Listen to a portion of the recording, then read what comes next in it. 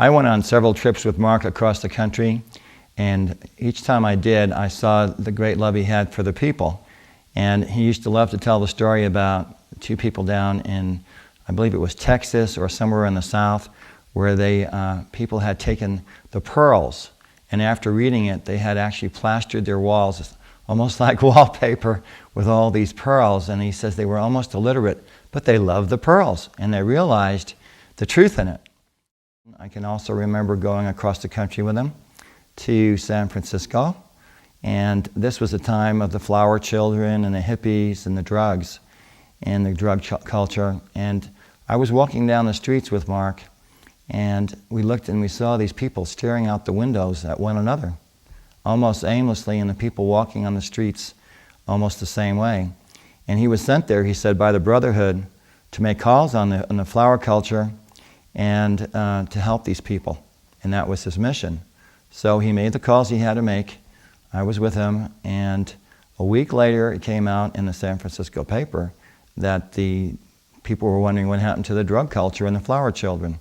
And they declared the flower movement and the drug culture dead at that point, or at least the flower children's movement.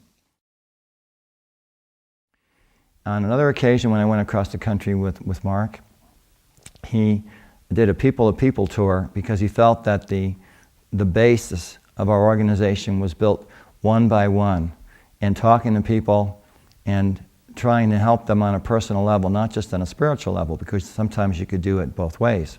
So on one occasion we went to Boston, and the leader there did not appreciate the fact that Mark had come there to give a lecture.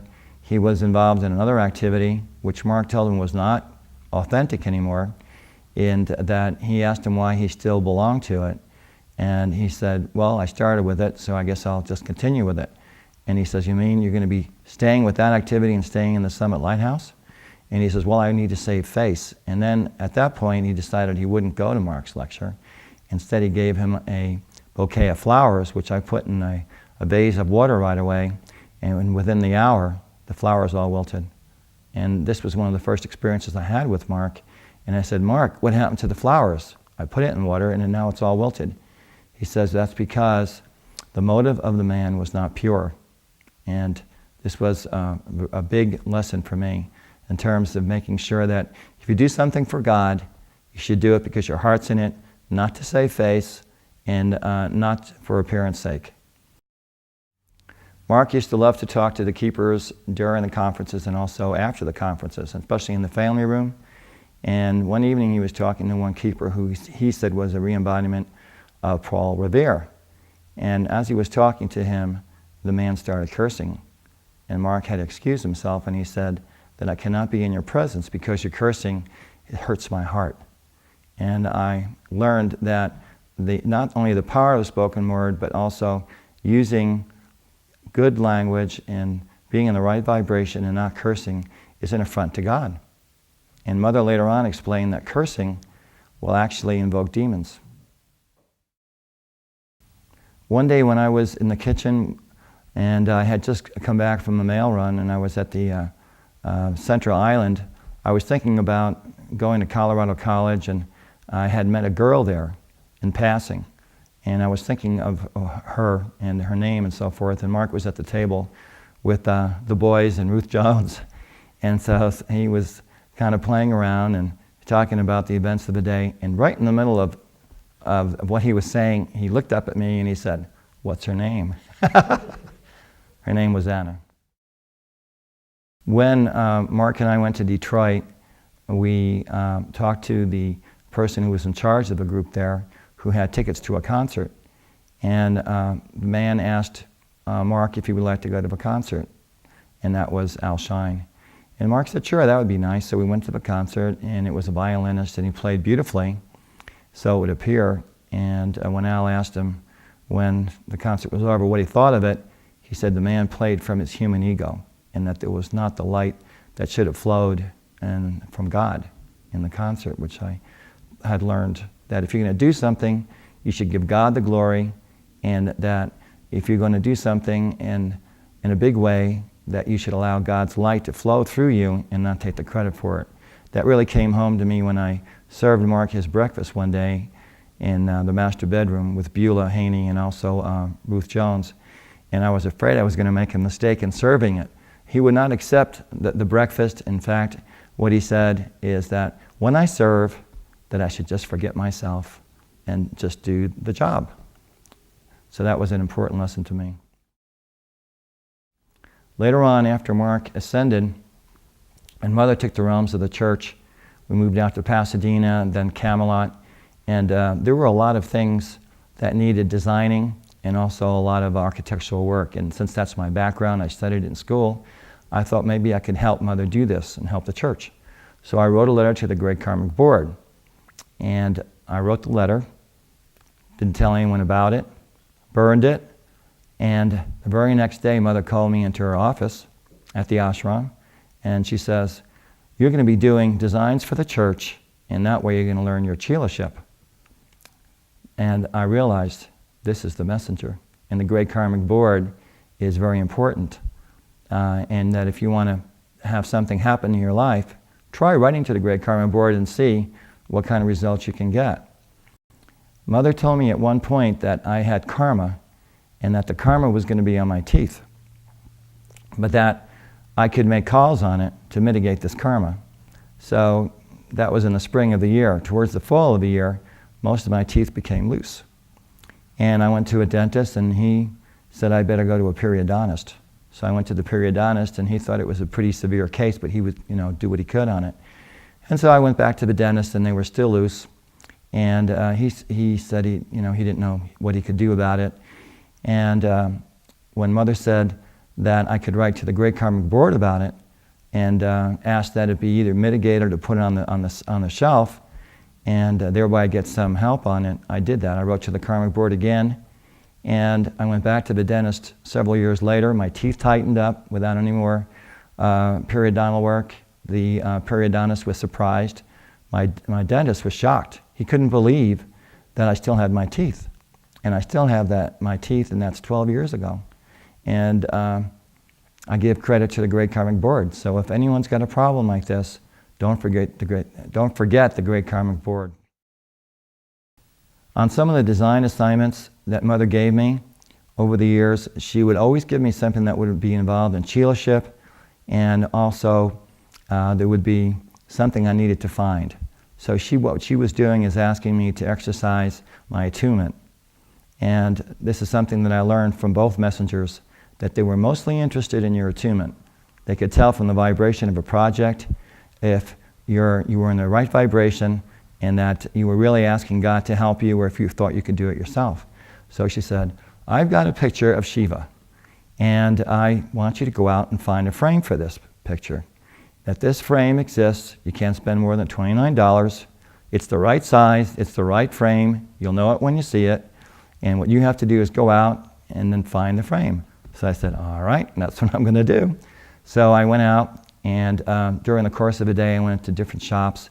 I went into an antique shop, and there was this frame right in the corner, which I didn't see right away, but which I caught the glimpse of while I was making the rounds. And I asked the proprietor how much it was, and he says, "Well, I'll give you a good deal on it. It's $29. It was extremely ornate. It's something that you would probably see in a museum. I think that it was probably about 6 inches wide with very heavy carving on it.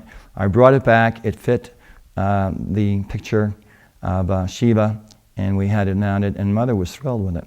Not because that picture was perfect, but because I was able to do it. And that was a test in chelaship. And my relationship with Mother was so loving, and her caring of me was so loving, that she told me one time, and she had a smile on her face, that El Moria was rebuking her for the fact that our relationship was like a friendship, and it wasn't like a guru-chela relationship. And another occasion when I was with Mother, she said that she needed to give me some very strong chastisement, and she did, and she was very fiery, which she could be. And then she said, "What do you think of God now?" So I looked at her and I thought a minute, and I said, "Well, God has many faces." She said, and then she smiled in a very loving manner. She said, "Maybe next time I can give you something that's a little bit nicer for you." She always had this care for all her staff. Even after they had done a big job, she would make sure that they were well provided for, and she would give them special meals when it was necessary for them to get meals and they didn't have time for it. For those of us who have had the privilege of knowing Mother, we have all witnessed her tender, loving care for everyone. Many times I saw her read a letter from someone telling her of their troubles, and she would start crying. She was so touched by these letters and these people and their problems, and then of course she would immediately go to her altar and make the calls, intense calls, and to cut them free. She also nurtured people's human needs, their everyday lives. When I came on staff, I had 2 adolescent girls with me, and one day she decided that she was going to give them a party dress. And she picked out some beautiful pink material, and she hired a lady to make them a dress. It was the first and most beautiful party dress they'd ever had. And she did this purely out of the love of her heart. She wasn't asked to, and she didn't need to, but she just had such a giving heart. One of my daughters, she gave a ruby ring that had belonged to her, and that daughter has this ring to this day. I am so grateful to have seen the side of the messenger that many people haven't had the opportunity to see, and that was her tender, tender love and care for everyone that crosses her path. When I first joined staff, we had our first Christmas party at Beacon's Head, and that the messengers gave a gift for every person who was there. And what they gave to the men is tunics. And each person had a tunic in the color of the ray that they were supposed to work on. And mine was green for healing. And Mark told me I need to work on that. And the other staff men got aqua and some other things. But Mother always tried to give gifts to people, whether it was something of this nature or some other type of thing. This was something she wanted to do just because she loved the staff so much. And we were a big family, both at Beacon's Head and at La Tourelle. I just want everyone to know that these messengers are not only real, but they will also help us, and Lynella will help us even now.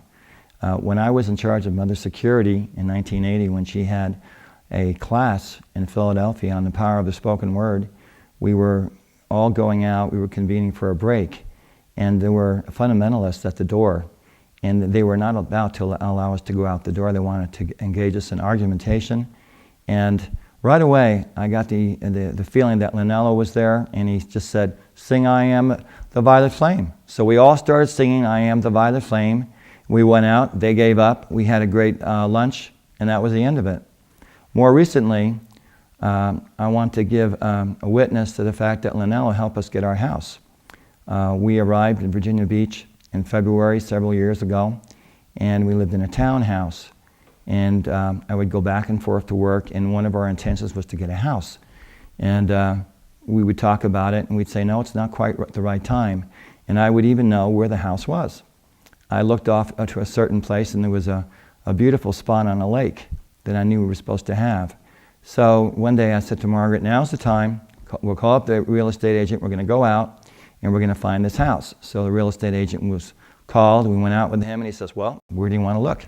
So I told him where the house was, where we wanted to live, and they had just put up a for sale sign in front of this house, and we knew right away that that was the house. So I started going there and weeding, thinking that, well, this is the house I'm going to have. Talking to the neighbor, and she said, well, if you're going to have this house, you have to do certain terms.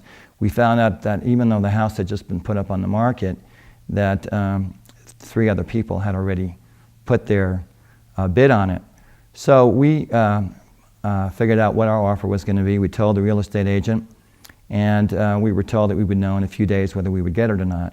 So on the day we were supposed to be told about this, 7:30 rolled around, and then it was 10 minutes of 8, and I asked Margaret, what time is it? And she said 10 minutes of 8, And I said, well, Anello said that the real estate agent is going to call us at 8 o'clock and tell us we have the house. 8 o'clock came around, the real estate agent called, and he said we had the house. It meant a lot to us because there was a certain force field there that we needed to have in order to have a place where we could really hold the light. So we give our gratitude to the messengers for all we have received, and we express our gratitude and our love.